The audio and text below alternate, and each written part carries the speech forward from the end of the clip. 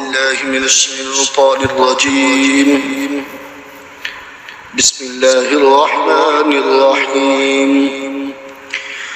اللهم صل على سيدنا محمد صلاة تنجينا بها من جميع الأهوال والآفات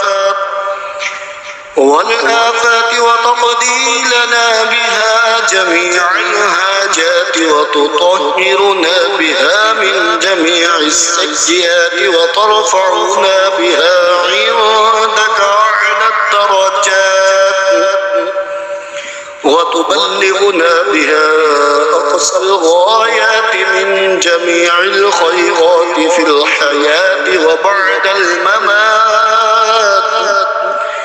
إنك مجيب الدعوات ورافع الدرجات ويا قاضي الحاجات ويا كافي المهمات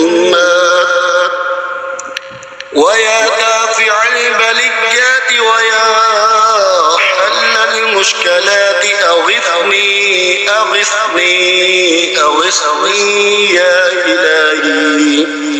يا إلهي إنك على كل شيء قدير.